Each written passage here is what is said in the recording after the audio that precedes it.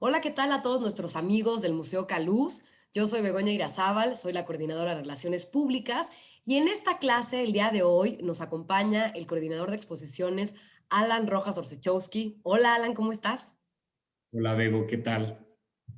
Pues aquí muy contentos de tenerte. Ya hemos tenido clases con algunos otros de los miembros del equipo, ¿no? Del museo, y ahora te tocó a ti el estar aquí con nosotros para platicarnos de la historia del edificio que alberga el Museo Caluz. Ya que tú le sabes muy bien a este tema, a mí me encanta, la verdad, cada que tengo la oportunidad de platicar contigo y que me dices datos así precisos y puntuales y fechas y estilos arquitectónicos y por qué las cosas eran como eran, pues es una verdadera gozada platicar contigo. Así que pues sin más te dejo para que nos cuentes un poquito más de pues nuestro precioso edificio que está ahí en Reforma e Hidalgo, que ahora es el Museo Caluz. Claro que sí, Bego, pues con todo gusto, pues la verdad, antes que nada, mil gracias por la invitación, mil gracias a todos ustedes que nos están escuchando y pues bueno, a mí me gustaría compartir un poco más acerca de la historia de este emblemático espacio y al referirme a espacio, no nada más digo el inmueble, sino también el contexto, el emplazamiento en el que nos encontramos. Entonces, si me permites, voy a compartir pantalla. Claro que sí. ¿Ya se ve? Sí, sí, sí, ya por aquí estamos viendo la fachada maravillosa del museo. Fantástico, pues mira, para mí creo que es uno de los edificios más emblemáticos de nuestro centro histórico y de verdad que mira que hay tela de dónde cortar, ¿no? Creo que es una verdadera joya del barroco y que hasta hace poco, pues verdaderamente pocos, muy poquito se conocía del edificio, ¿no? Así como otros grandes inmuebles están sumamente bien documentados, quién los hizo, cuándo se hicieron, bajo las órdenes de quién, o así, pues verdaderamente hasta hace poco que se hizo para la inauguración del museo, pues una publicación que requirió toda una investigación, pues poco se conocía de la parte documental de este maravilloso inmueble, ¿no? Entonces, creo que es muy importante hablar del inmueble en sí, pero también hablar del espacio, ¿no? Está ubicado en el centro histórico, en lo que antiguamente era este barrio de Cuepopan, un barrio prehispánico, y también barrio de la Alameda o también Colonia Guerrero y en el siglo XIX y XX. Digo, finalmente es un entorno que va cambiando mucho y que lo interesante es que también el inmueble va cambiando y va respondiendo a estos cambios que hay en su propio entorno, ¿no? Cambia de usos, se restaura, se modifica, digo, ya obviamente ahondar un poquito más de esto, ¿no? Eso me parece increíble, ¿no? Como este edificio de uso mixto, que, o sea, como que, ¿cómo puede ser que algo tan, que ya se utilizara este uso de suelo mixto, ¿no? De comercio y residencial, que bueno, pues ya nos irás platicando un poco más de esto.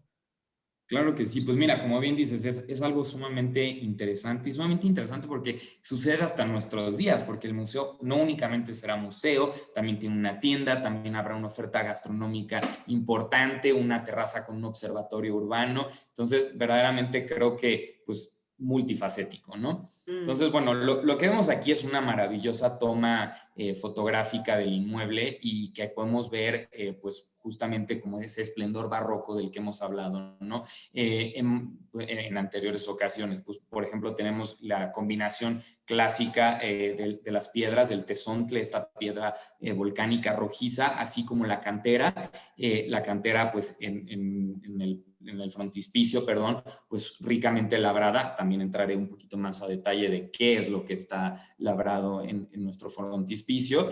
Y pues bueno, podemos ver una de las pues uno de los componentes arquitectónicos más importantes, que es la simetría, o bueno, más bien una idea, una noción de simetría que viene del Renacimiento, pero bueno, se utiliza mucho en el Barroco y también en el neoclásico, ¿no?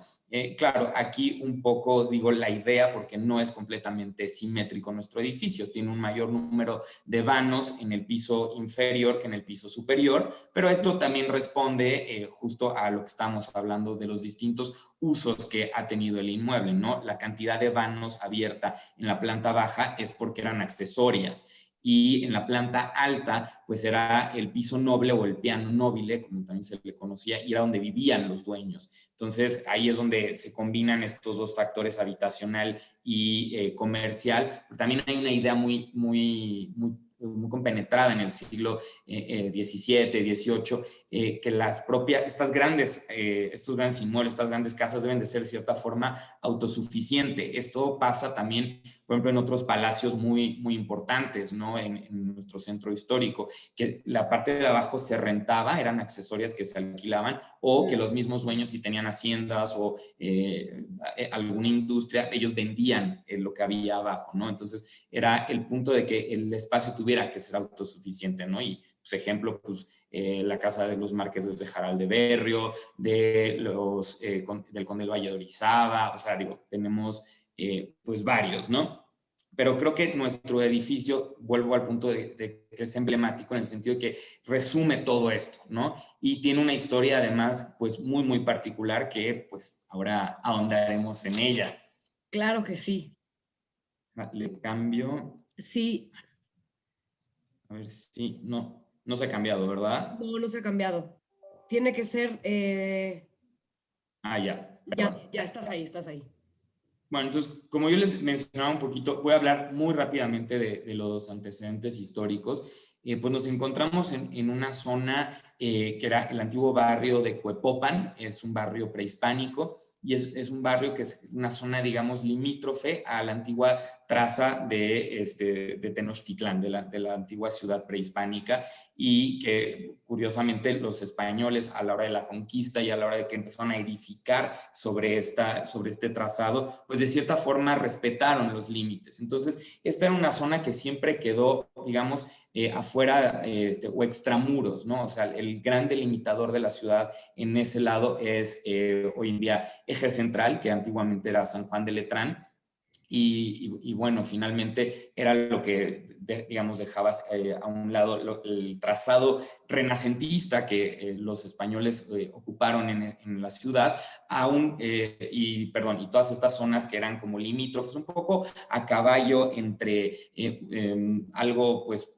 urbano, porque sí se fue urbanizando poco a poco, pero también rural, porque también tenemos que había, eran zonas que no estaban densamente pobladas, ¿no? Entonces, un poquito más hacia el norte, por ejemplo, tenemos la Lagunilla, que pues era justamente eso, una pequeña laguna de lo que había quedado del antiguo lago, y que como parte de todas estas técnicas constructivas que se fueron dando a lo largo de los siglos, particularmente por los españoles, era el desecar estos terrenos pantanosos y hincar sobre ellos, ¿no? Construir, que de hecho pues todavía sufrimos un poco nosotros pues todas estos avatares que han tenido los inmuebles, porque son realmente edificaciones pesadas para un suelo pues más bien pantanoso, que no siempre se presta, ¿no? Entonces, bueno, ¿qué sucede? El barrio de Cuepopan era uno de los barrios que estaba a las afueras de este centro, de esta gran urbe, de este centro ceremonial, y como bien lo decía, pues una zona limítrofe entre lo rural y lo urbano, y también es un lugar sumamente pues simbólico para la conquista de México, ¿no? O sea, el museo se encuentra en lo que era la antigua calzada México-Tacuba, es una de las calles de hecho más antiguas del continente, y pues todavía la traza se sigue de cierta forma respetando, obviamente con sus cambios, pero se sigue respetando. Era uno de los puntos de acceso y salida más importantes de la ciudad, y en el cual se dio pues uno de los eventos pues, más simbólicos de la conquista, que es la huida de las huestes de Cortés después de su derrota, y que se refugian en el pueblo de Tacuba, y es donde supuestamente Cortés llora abrigado por un árbol, ¿no? Que es el árbol de la noche triste. Entonces, bueno, este simbolismo lo va a retener a lo largo de toda su historia. También esto era una ruta muy importante. Una de las primeras edificaciones religiosas que se construye en la Ciudad de México es lo que era una ermita, que posteriormente fue el convento de San Hipólito. Y San Hipólito, pues, terminó siendo durante el periodo virreinal el santo patrono de la Ciudad de México.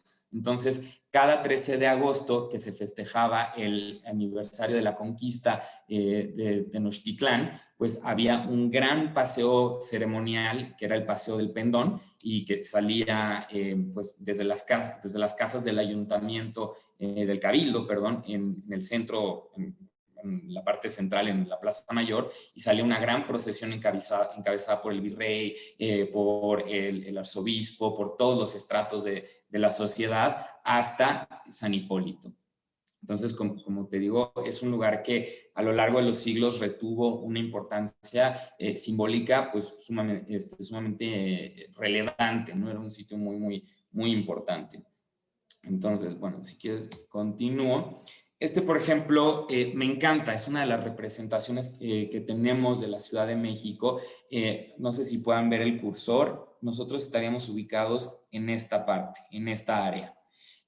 Bueno, este biombo fue realizado en el siglo XVII, es la típica representación que tenemos en ese momento. La representación de la Ciudad de México también ha ido cambiando, eran representaciones alegóricas que usualmente se hacían pues para mostrar un poco de manera idealizada qué era la ciudad hacia afuera, o sea, hacia Europa, ¿no? Entonces, en ese aspecto, pues tenemos muchísimos grabados que son de lo más imaginativo, que no tenían nada que ver ni arquitectónicamente, ni, bueno, y un urbanista yo creo de hoy en día yo creo que se muere, ¿no?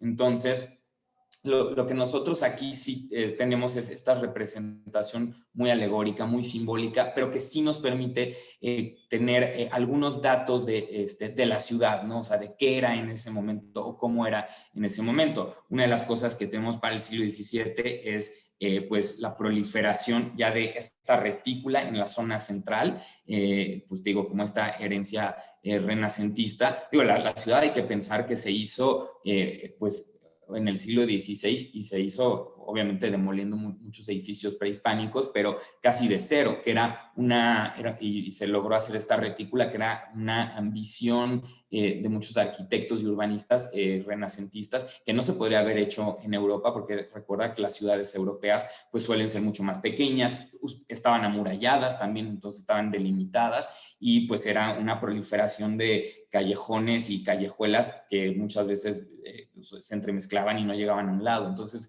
es un gran logro para una ciudad del Nuevo Mundo, no tener este orden. Vuelvo al punto simbólico, porque también sabemos que pues era una parte de la ciudad, había otra parte de la ciudad que también había arrabales y que también estaba lleno de callejones y demás, ¿no? Pero bueno, otra cosa que nos permite es encontrar los puntos principales de la ciudad. Por ejemplo, tenemos la Plaza de Armas aquí, con la presencia de la catedral. La catedral no, obviamente, como la conocemos hoy en día. La catedral es un edificio que tardó cerca de 200 años en concluirse. El Palacio Virreinal, en la Gran Plaza de Armas, y tenemos esta que es nuestra área, que vemos este pequeño bosquecillo que es en realidad la Alameda, que es el primer parque público del Nuevo Mundo, no nada más desde toda América, ¿no? Wow, Y eso es todo un tema. Eso es otro tema para otra, creo que da ese para es otra un clase tema completa. para otra clase, Oye, este exactamente. biombo, no sé si ya lo dijiste, ¿dónde está este biombo? Está en el Museo Franz Mayer. Este es un Ok, que ok, es de dos lados. De un lado tiene escenas de la conquista de México y del otro tiene esta vista de esta la vista. ciudad. Otro de los elementos que domina también pues es este gran acueducto que corre, ¿cómo se llama esto? Que corre sobre lo que hoy en día es San Cosme, perdón, y que terminaba justo enfrente casi del museo, del edificio que ocupa el museo, en una fuente que se llamaba la Fuente de la Mariscala. Es Ok, una gran que servía para los habitantes que se surtieran de agua y el nombre viene porque a un lado estaba la casa de los mariscales de Castilla. Y finalmente, otra de las cosas que nos permite ver este biombo es la relación que tenía la ciudad con el agua. Era una ciudad lacustre en donde tenemos todavía presencia de grandes cuerpos de agua, así como también de acequias, ¿no? Acequias que con el tiempo se fueron desecando y se fueron pavimentando y construyendo encima, ¿no? Oh, claro. Entonces, Parece como isla. es una isla realmente. Entonces, bueno, esta es nuestra área. Este es el área en donde se encontrará el museo. Es un área sobre todo dominada por conventos y hospitales, porque precisamente como era las afueras de la ciudad, pues se buscaba que muchas de estas enfermedades, por ejemplo, los San Hipólito, ¿no? que eran los locos, los sifilíticos y así, bueno, se trataran extra orbi o extramuros, digamos. Ah, o sea, como de lejitos, en el límite. En el límite era una zona donde había conventos y hospitales y obviamente pues muchos de estas órdenes religiosas pues eran órdenes hospitalarias. Entonces tenemos también, por ejemplo, ya en el siglo XVIII, un poquito después, lo que era casi en esta zona igualmente limítrofe, pues hospital, el Real Hospital de San Andrés, cuyo predio hoy ocupa la plaza y el Munal, ¿no? O sea, el edificio del Munal. O también teníamos el Hospicio de Pobres, la Prisión de la Acordada. O sea, eran los lugares, digamos que, o sea, estaban conectados con la ciudad, pero no estaban realmente dentro de la ciudad, ¿no? O sea, sobre todo esto es un poquito posterior, ya del siglo XVIII, como esta, pues un poco obsesión, no sé cómo llamarlo, por tener a margen, digamos, a todos estos indeseables de la sociedad, ¿no? Pero bueno, también contamos en esta área con pues, los conventos también más antiguos, ¿no? Por ejemplo, esta parte que vemos aquí, pues era el antiguo quemadero de la Inquisición, estaba en la parte frontal del antiguo templo de San Diego, y que bueno, el templo de San Diego no es lo que únicamente conocemos hoy como laboratorio de arte Alameda, sino era un gran conjunto conventual en donde había una huerta muy importante, donde había también pues el edificio de habitación de los monjes, una biblioteca también. O sea, era un edificio también importante, tan importante que nombra al pedazo de calle que tenemos enfrente nosotros y que fue durante muchos años la dirección de los inmuebles que ocuparon lo que hoy en día es el museo, que era el antiguo Portillo de San Diego. Esto es importante. O sea, una misma avenida podía tener distintos nombres en varios tramos, ¿no? Y sobre todo los nombres eran dados muchas veces por los edificios importantes que había ahí, ¿no? Ya es mucho posterior, ya como en el siglo XIX y XX, que prefieren ya como unificar las calles bajo un solo nombre. O sea, Avenida Hidalgo es algo del siglo XX. En el siglo XIX se llamaba Avenida de los Hombres Ilustres, por ejemplo, y bueno, nuestro fragmento, digamos, era el Portillo de San Diego, ¿no? Ok. Y bueno, ya entrado en el siglo XVIII y también pues en nuestro querido inmueble como tal, pues bueno, tenemos primero que nada el frontispicio, que yo creo que es como es la parte más importante, la que más llama la atención. Y pues no sé, por ejemplo me intriga mucho cómo alguien que hizo esto no sepamos quién fue el alarife, quién fue el maestro de obras, quién fue el cantero. O sea, digo, podemos Pero es aventurarnos. algo que comúnmente se sabe, o sea, por ejemplo, en algunos otros edificios que tienen este barroco plateresco, este labrado así tan espectacular, ¿es algo que se conoce o que se le llamaba a un maestro En específico? muchas otras ocasiones sí, o sea, se sabe, por ejemplo, el edificio de la Inquisición lo hizo Pedro de Arrieta y es un edificio en Pancupé, una fachada ochavada y también sumamente labrada. Entonces, sí hay ejemplos en la ciudad, y digo, habría arquitectos, no sé, o sea, Pedro de Arrieta, ¿cómo se llama este hombre? Miguel Custodio Durán, o que hizo, por ejemplo, la iglesia de aquí de San Juan de Dios. U otros varios importantes, Iniesta de Jarano, Ildefonso Iniesta de Jarano, perdón. Digo, pero sería un poco, pues, volver a las hipótesis, ¿no? De quién fue.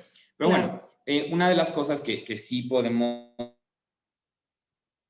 como tal, el que vemos ahora, es un edificio ya del último tercio del siglo XVIII y que no corresponde a su origen. Su origen realmente es mucho más modesto. O sea, cuando uno ya empieza a revisar la documentación, nos topamos con que en realidad la primera mención como tal que se hace de lo que existió en esos solares, en esos predios, era un par de casas contiguas, de casa que mezclaba igual casa habitación con comercio en la planta baja. Entonces, eso es, y que tenían una merced significativo. Primero que nada, que el edificio no tuvo un origen señorial, o sea, no era una gran casa señorial, no de un principio, por un lado, por otra, no era un palacio, por otra parte, sabemos que eran un par de casas que debieron de haber sido de un tamaño mucho más modesto,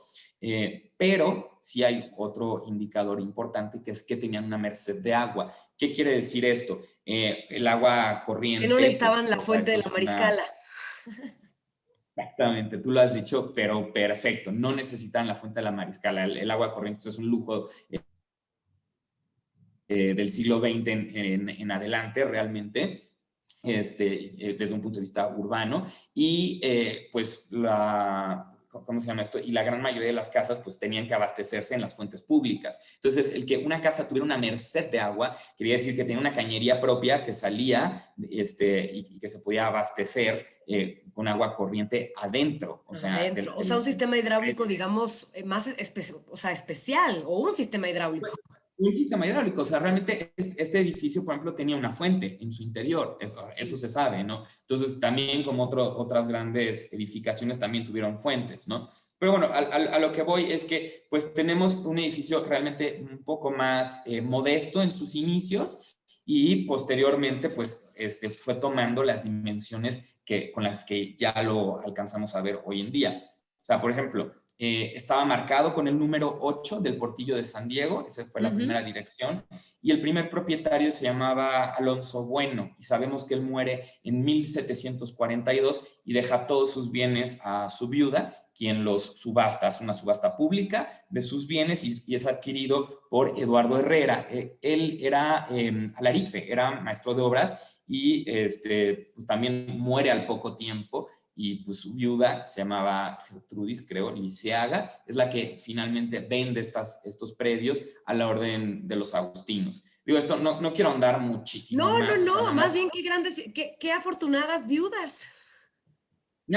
Exacto. Bueno, sí, sí, exacto. Hoy sería un gran pedazo de bien raíz. O sea, Claro, eso que... digo, ahora entiendo lo que dices, son muchísimas historias, o sea, necesitar, casi que podría ser una clase cada una de estas historias, ¿no? Y son muchísimos siglos, o sea, estamos hablando de esta inscripción de 1780, y estamos hablando justo como tú dices, de varios propietarios y de varios, eh, no nada más casa, no nada más de varios usos de suelos, o sea, Claro. apenas me vas a contar cuando llegó a los agustinos, que yo de pronto pensaría que ahí empezó todo y en realidad no, o sea, No, es y finalmente eso es lo importante, es nada más, es decir, hay un pasado atrás de lo que nosotros vemos, o sea, hay una serie de edificaciones y que pues es el origen, digamos, ¿no? De este claro, gran edificio que hoy claro. vemos. Finalmente, los padres agustinos, ¿cómo se llama? Adquieren este inmueble en 1760 y bueno, este par de inmuebles en Mm, 1760 y se continúan edificando, modificando y demás hasta 1780, que es el año de inscripción que tenemos sobre la puerta principal, ¿no? claro. Entonces, bueno, nada más como una nota es recordar que la provincia de San Agustín o los padres agustinos se establecen desde el siglo XVI aquí en México. Su, digamos, centro de operaciones estaba en lo que hoy en día es la antigua Biblioteca Nacional, creo que es la calle de Isabel la Católica, me Ujú. parece. Y bueno, ellos empiezan a construir su convento ahí desde 1541, obviamente estaba adentro de la ciudad, y lo que sucede es que ellos a lo largo del siglo XVII empiezan sobre todo a buscar un predio que funja como hospedería, que ahora también quisiera hacer una pequeña anotación Hablarnos de de ese qué decimos término. hospedería, en qué sentido decimos hospedería, ¿no? Entonces, querían un inmueble que estuviera realmente a las afueras de la ciudad, una casa de descanso. ¿Qué sucede? Ellos lo que querían era esta hospedería, no debe de entenderse como en el concepto moderno de hotel, hostal o así, sino que realmente era un sitio de descanso para los miembros de la orden que venían de España en un proceso, en un viaje de evangelización hacia Filipinas. ¿Qué sucede? Desde finales del siglo XVI, XVII, pues obviamente el imperio español se va extendiendo no solamente a América, sino se mueve hacia lo que hoy en día son las Filipinas. Y entonces, bueno, eso va a representar una serie de rutas comerciales sumamente valiosas, que hay dos muy importantes, que es la ruta transatlántica y la otra es la transpacífica. La transpacífica era pues el tráfico comercial que había entre Acapulco y Manila y que, bueno, será, digamos, realmente la perla de la corona, la joya de la corona, en términos económicos del virreinato de la Nueva España. Entonces, ¿qué sucede? Que obviamente como parte de estos procesos de conquista y evangelización, pues también vendrá la parte religiosa y los agustinos tuvieron un papel sumamente importante en la evangelización en Filipinas. Entonces, ¿qué sucedía? Que se solicitaba a la central de la orden en España que mandara, religiosos para esta labor evangelizadora. No había los suficientes aquí en México, entonces pedían que los mandaran de España. Y entonces, claro, piensa que eran más de 3 o 4 meses en el viaje, llegar a Veracruz, otro mes para llegar más o menos a la No, Ciudad de imagínate México. la cantidad de, bueno, qué mala onda, ¿verdad? Aquí piensa las historias, los muertos, las enfermedades. Era un viaje muy, muy pesado, era un viaje sumamente desgastante y por eso era la necesidad de tener un sitio de descanso, pero era un descanso no nada más así, sino pues era un sitio también de preparación, porque estas personas que llegaban se tenían que preparar para emprender otro viaje Sí, hacia iban a ir a Filipinas. Acapulco. Entonces, pues sí, o sea, estamos hablando de distancias, pues que se recorrían en muchísimo tiempo, ¿no? Claro. Entonces, claro, en las propias ordenanzas, estaba muy especificado que los padres religiosos que llegaran a Ciudad de México, no podían permanecer aquí en la ciudad más de un año. O sea, tenían que descansar, prepararse, pero al término de ese año tenían que decidir si retornaban a España o si seguían su viaje a evangelizar en Filipinas, ¿no? Entonces, pues bueno, eso es pues el uso por el que, digamos, se distinguió mucho nuestro edificio en el siglo XVIII, ¿no? Entonces, bueno, aquí yo nada más quisiera hacer una explicación breve del frontispicio. Digo, es una Claro. fantasía barroca como las que me encantan y creo que a ti también te gustan. Pero Yo es también soy súper fan. exacto, es un conjunto que engloba a Santo Tomás de Villanueva, que era uno de los santos patronos de la Orden de los Agustinos Recoletos. Él fue un obispo en el siglo XV en España que se distinguió mucho, sobre todo por ser una persona muy dadivosa y además una persona muy importante, porque también llegó a ser consejero del emperador Carlos V. Entonces, claro, no obstante, pues para los agustinos era una de sus figuras más relevantes y está justamente en el centro de este gran nicho, sosteniendo una bolsa con monedas, haciendo alusión a las dádivas que va a dar. Y al lado, en el mismo conjunto, hay dos figuras, una que es una mujer menesterosa con un bebé en brazos pidiendo limosna y también un hombre con una muleta, un menesteroso también pidiendo dinero, ¿no? Y en la parte de abajo está el escudo perdón, en la parte de arriba, disculpe, está el escudo de los agustinos. Entonces, aquí tenemos, pues, verdaderamente. ¿Y cómo es ese escudo, Alan? Perdón, porque yo sé que todas las órdenes tienen escudo. ¿Y cómo es el de los? ¿Es un corazón o qué es Es un exactamente? corazón, Sí, exactamente, es un corazón, ¿no? ya. Y bueno, finalmente, pues eso es pues, la parte más importante, ¿no? Del edificio. Realmente el edificio no tiene otros grandes detalles arquitectónicos, pues tan labrados, tan elaborados, ¿no? O sea, hay que pensar que también este uso pues más utilitario que placentero, y que obviamente pues era una orden religiosa, no una familia de la nobleza, o sea, pues Sí, era obviamente otro boleto. O sea, aquí no había lujo. O sea, era como vida normal. era como bien dices, ¿no? O sea, pues un uso completamente distinto al que se le iba a dar. Entonces, bueno, pues es chistoso porque el edificio se reconoce, o casi es como el trademark, el haber sido parte de la orden de los agustinos, y es poco realmente el tiempo que Es. pertenece a la orden, ¿no? ¿Qué sucede? Pues ya en el siglo XIX hay una serie de cambios políticos y demás, ya se ha pasado por un proceso de independencia, sobre todo un proceso que para la población fue bastante duro, porque implicó una ruina económica, implicó un desgaste en el campo, implicó una serie de muertos también muy alta, y pues obviamente todos estos vaivenes políticos, porque también hay que pensar que, bueno, concluye el proceso de independencia y hay muchos proyectos, digamos, de gobierno, ¿no? O sea, que van desde un imperio con Agustín de Iturbide a repúblicas centrales,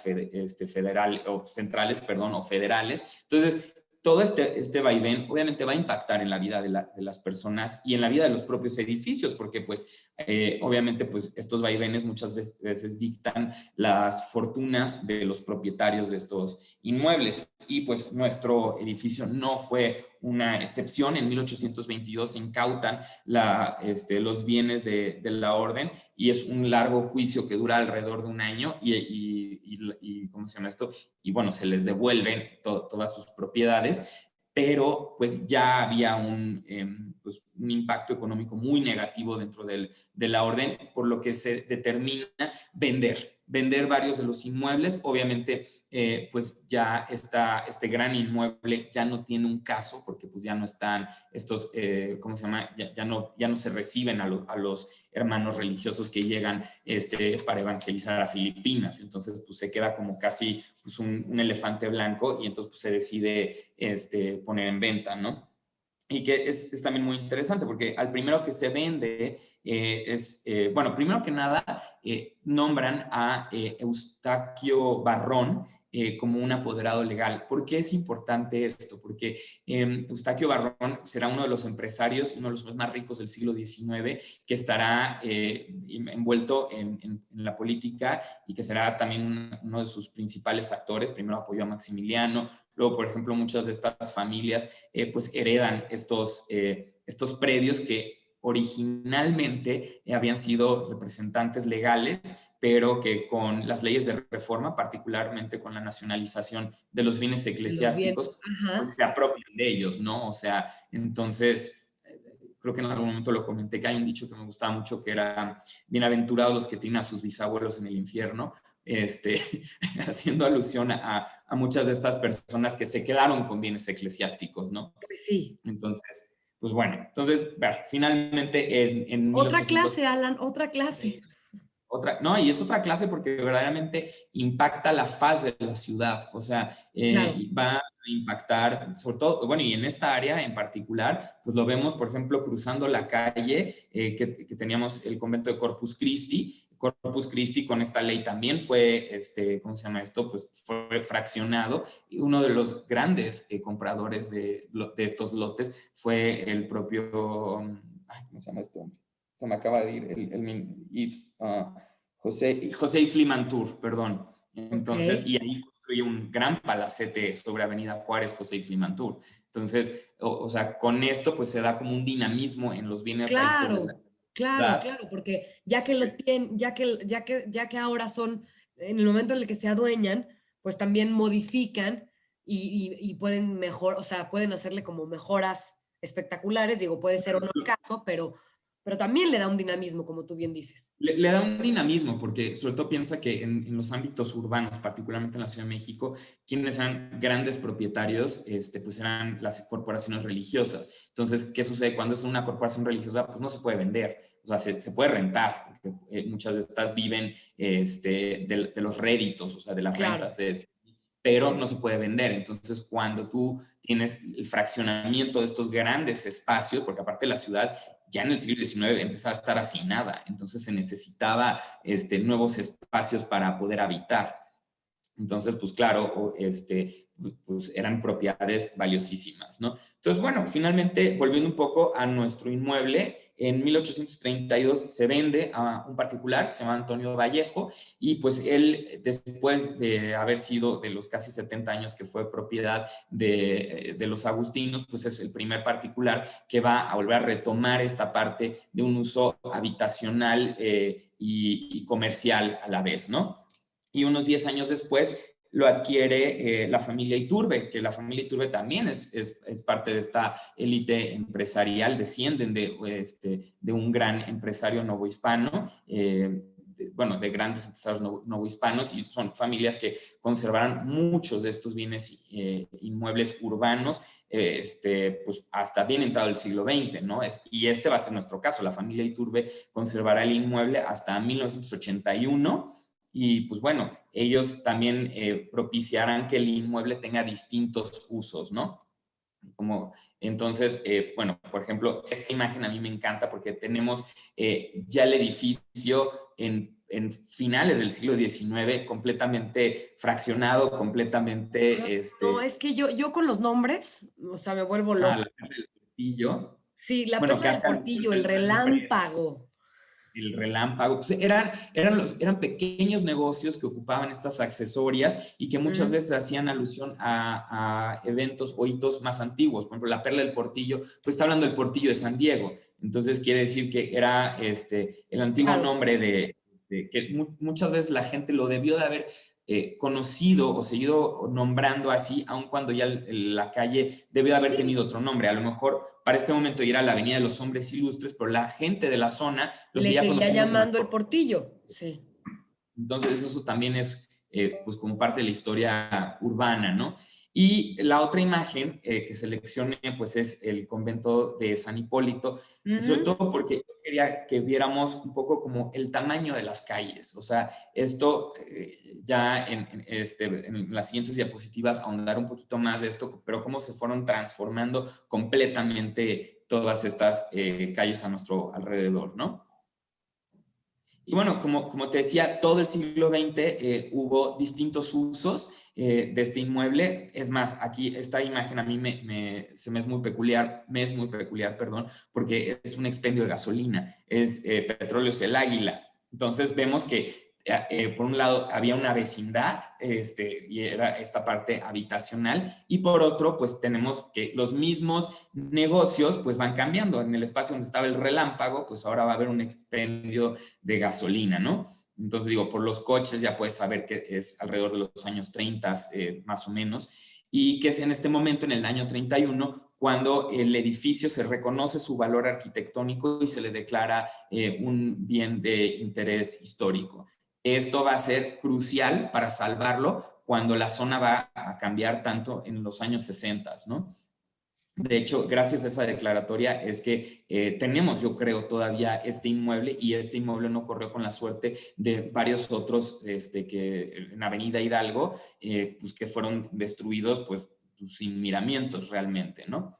Y una cosa muy interesante es que en el año 1943 la familia Iturbe renta el edificio para convertirse en Hotel de Cortés, que es finalmente, yo creo, con lo que muchos de los habitantes de la ciudad lo ubican. Identifican, sí. Era un gran destino turístico, era algo muy popular entre los extranjeros, y es también importante porque es cuando el inmueble recibe sus primeras modificaciones, remodelaciones. No usaría yo el término restauración porque no es que se haga con Con un un fin énfasis. de restaurar.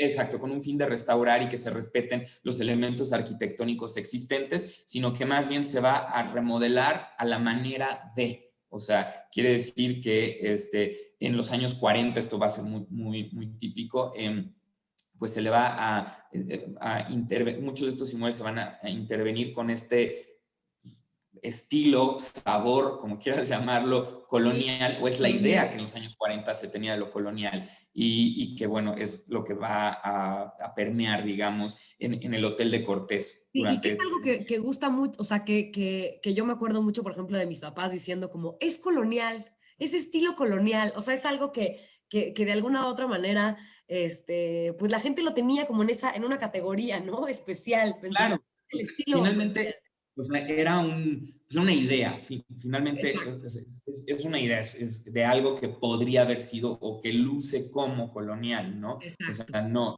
no necesariamente, pero bueno, o sea, finalmente es algo que le dio pues, estilo al propio inmueble, ¿no? O sea, como vemos en esta segunda imagen, pues es el patio con algunas mesas, con sombrillas, pues la fuente, es una fuente que en la restauración que sí se hizo posteriormente cuando se convirtió de hotel a museo, pues se decidió eliminar porque no era la original del No era la museo, fuente por original, ejemplo, ok, perdón, del edificio. del edificio. Y bueno, otra de las cosas es que el edificio estaba lleno de plantas, de bugambilias, que es algo que también muchas personas todavía asocian al lugar, ¿no? Y Claro. bueno, Oye, y nada más una pregunta antes de continuar. ¿Por qué Hotel de Cortés? pues yo me imagino que por hacer esta alusión al paso de Cortés y de sus ejércitos Ok, en ok. ese momento de la conquista, ¿no? O sea, también una de las cosas que vimos es que, pues, o sea, se insinuó en algunas ocasiones si esto había sido propiedad de Cortés. Realmente, a nivel documental, no podemos aseverar eso porque no hay Claro. ninguna mención al respecto, ¿no? O sea, y que también pensar que en el siglo XVI, pues todos estos eran terrenos pantanosos, de hecho, pues para hacer la propia Alameda, pues fue un triunfo, o sea, de ir desecando Eso. todos estos, exactamente, todos estos terrenos y poder plantar árboles, ¿no? Y bueno, ¿qué sucede? A partir de los años 60, también pues, la ciudad empieza a cambiar, empieza a crecer. Digo, es un proceso que se viene gestando desde el siglo XIX, o sea, con la creación de estos pues, asentamientos fuera de la urbe, fuera de la retícula, llamados colonias, o sea, la colonia de arquitectos, la colonia de Santa María la Ribera, o sea, son de Ujú. estos primeros proyectos y que en el siglo XIX, pues, y principios del XX también, será como el gran negocio verdaderamente, incluso a estos especuladores de bienes raíces se les llama portafolieros, y pues ellos lo que pasaba era que presentaban al ayuntamiento de la ciudad un proyecto de hacer nuevas colonias en lo que habían sido ranchos o haciendas, o huertos, así, y bueno, ese es como el origen de muchas de nuestras colonias, ¿no? Esta zona pues tampoco es la excepción. También tenemos el convento de San Fernando, un poco más hacia, pues, un poco más hacia avanzando hacia lo que era Puente de Alvarado y que muchos de sus potreros y de sus terrenos son lo que posteriormente se le denominó Colonia Guerrero en el último tercio del siglo XIX.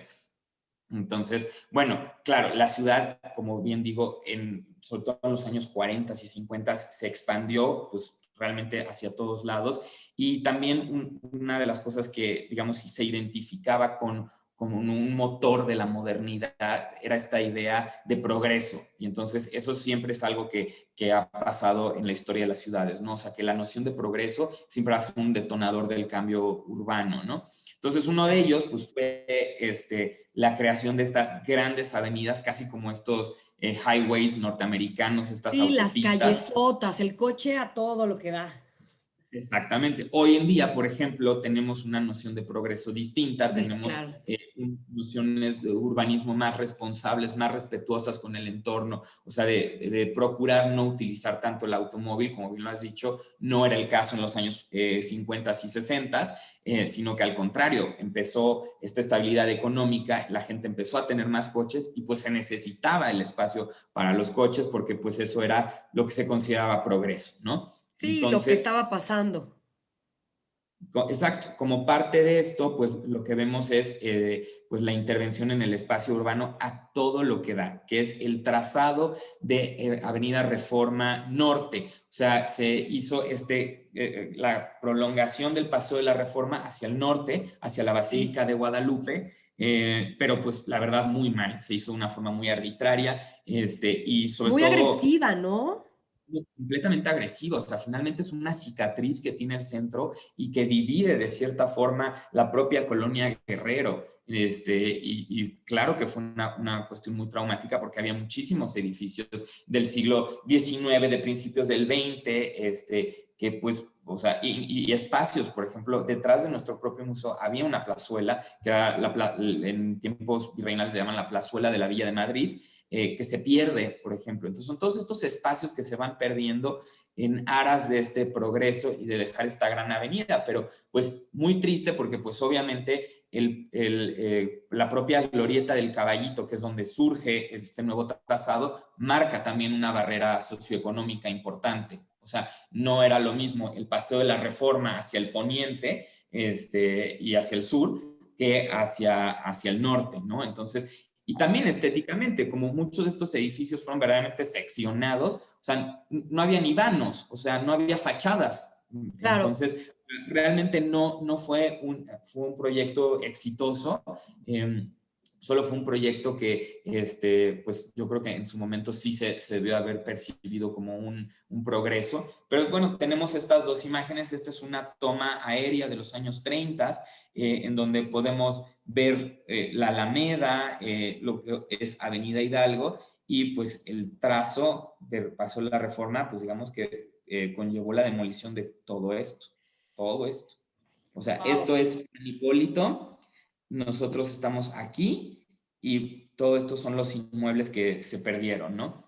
Y además, en este caso, nosotros estamos aquí, este es el inmueble que hoy en día ocupa el Museo Caluz, y bueno, aquí vemos cómo pues, está, digamos, en su primer fraccionamiento, su primera amputación, todavía conserva un ángulo recto la fachada. ¿Y qué pasa? Que posteriormente, en el año 68, cuando se inaugura el metro, pues se pierde esa esquina, se pierden alrededor de 120 metros cuadrados para hacer paso a una boca de metro, y entonces es cuando el edificio pierde su fachada con un ángulo recto y queda en un pan coupé, que es un término arquitectónico que quiere decir pan cortado, y que hoy en día es donde está nuestro hermoso mural, que ya también ahondaré en ello, Ah, ¿no? sí. Pero bueno, o sea, finalmente te das cuenta de cómo es esta parte como muy agresiva de los cambios que se empiezan a dar, ¿no? O sea, si bien en los siglos anteriores hubo un proceso de densidad, demográfica de densidad en el urbanismo de esa zona, en el siglo XX, bueno, fue demolición y qué es lo que más puede ser útil, qué es lo más pragmático y demás, porque no nada más esta es la primera parte en la que se sufre tanto en esta zona, ¿no? Por el trazado de una calle o de un complejo, sino en los años 80 se empieza a construir, pues, ¿cómo se llama? Ay, tiene un nombre, el complejo Hidalgo, perdón, el complejo Hidalgo, que Ujú. fue ideado por Ricardo Legorreta y pues, se planeaba tener a todo Banco de México en esa zona, en la parte de atrás de lo que hoy en día es el SAT. Realmente pues era pues, una cantidad de casas, de calles y demás que fueron demolidas y todo el espacio fue utilizado para crear este gran complejo que originalmente iba a fungir como el centro neurálgico de Banco de México. Banco de México al final lo utiliza muy poco tiempo y se da este uso al SAT, que es hoy en día como nosotros lo conocemos. Y ahí es cuando te das cuenta qué importante fue la declaratoria de bien de interés histórico, o sea, de patrimonio histórico del inmueble, porque gracias a eso es que nosotros seguimos conservando, seguimos existiendo, ¿no? Seguimos Existiendo, conservando el claro, inmueble, claro. porque a los demás pues fueron demolidos y se perdieron, ¿no? No, qué Entonces, bueno. bueno, ya, ¿qué sucede también? A la par, pues el área pues, se va deprimiendo muchísimo, o sea, es una zona que quedará siempre muy relegada de todos los planes de rescate del centro histórico, sobre todo el que se tuvo a principios de siglo XXI, de los años 2000, pues esta es un área que pues casi se obvió, ¿no? O sea, entonces, pues no tuvo la suerte de los vecinos de enfrente de Avenida Juárez, de la propia Alameda, que fue restaurada y demás, ¿no? Entonces, pues Bueno, era pero un... ahí estamos, ya Hidalgo, una Claro, pero muy buena remodelación, entonces, bueno, se está haciendo lo que se no, tiene no, no, yo estoy hablando justamente del pasado. Esto es del algo pasado, que ha claro, sido, yo creo que se repensó mucho y creo que el museo es un gran detonante para este cambio de regeneración social, ¿no? absolutamente. Entonces, bueno, finalmente en los años 80, como ya mencioné, la familia Iturbe vendió el inmueble, se siguió utilizando como un hotel y pues es ya pues en 2013 que lo compra Grupo Caluz, sigue operando unos cuantos años como un hotel boutique, que es así como se veía, Ujú. y en 2016 se decide cerrar el hotel y destinarlo como un museo para dar mejor uso del espacio, ¿no? Y sobre todo un poco siguiendo los valores que Caluz tiene de un futuro digno de heredarse.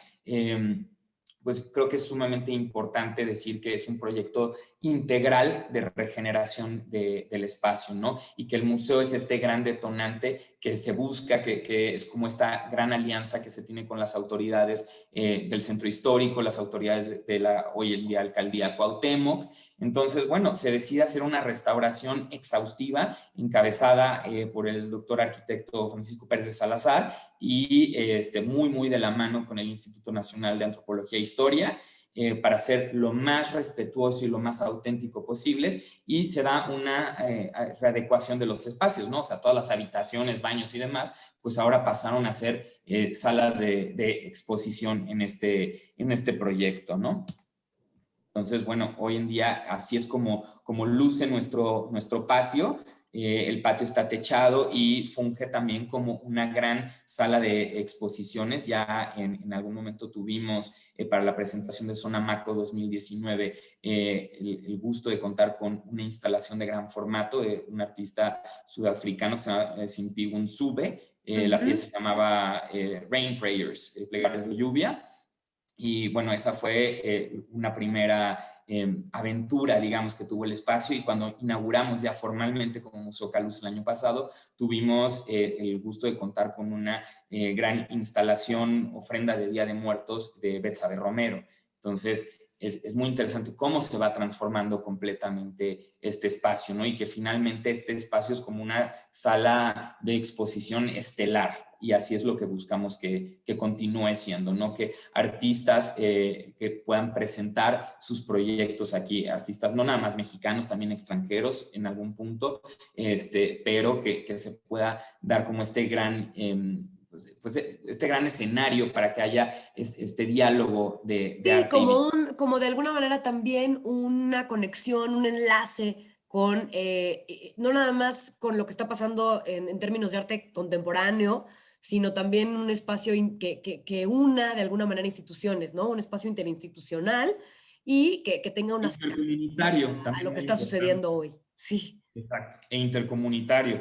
Y bueno, y como exacto. ejemplos, también pues yo les quería una sala, cómo quedó en este sentido, pues estos cuartos de hotel que acaban siendo estas grandes salas de exposición Claro. bellísimas, con todo perfectamente acondicionado para fungir como un museo. Y la terraza, que también es un observatorio urbano en nuestro segundo piso y que se alcanza a ver pues toda la Alameda, las cúpulas de Bellas Artes, la Torre Latino, también una vista preciosa una vista lateral de Paseo de la Reforma. Entonces digo, es un espacio sin duda privilegiado, ¿no? Y por último, pues recordando un poco a Vicente Rojo, que murió hace ya unos días, pues tenemos este gran mural pétreo, que es Jardín Urbano, que se trata de una abstracción geométrica y que fue, creo que hay que decirlo, creo que es la última obra monumental, sobre todo de arte público que hizo y que también tiene mucho esta directriz de mejorar el espacio urbano, es arte público, o sea, esto está a las afueras del metro, o sea, saliendo de la boca del Claro, metro, tienes esto completamente accesible, no hay que entrar a completamente un espacio accesible. cultural, está ahí, en la calle. Y sobre todo la sensibilidad que siempre distinguió al Maestro Rojo, pues fue obviamente hacer algo que no fuera completamente invasivo, sino que al contrario, digamos, pudiera mezclarse, ¿no? Con el entorno, con el propio museo. Entonces fue muy respetuoso Por también de los supuesto. materiales, ¿no? Utilizando los materiales del tezontle y la cantera, que son los materiales de la fachada, por un lado, y por otro lado, pues dándole continuidad a la Alameda, ¿no? Haciendo esta abstracción de jardín. Exactamente. Pues bueno, entonces, pues al contrario, les quería agradecer mucho por su atención y pues a ti, Bego, gracias por invitarme. Ay, no, por favor, Alan, pues fue una clase increíble, la verdad, súper completa, y lo que nos falta, me parece, pues por ahondar. Pero bueno, pues muchísimas gracias a todos por estar con nosotros esta tarde. Tendremos por ahí más clases, más talleres. Muchísimas gracias, Alan. Y pues yo soy Begoña Irazábal. Nos vemos en una próxima ocasión. Adiós. Muchas gracias.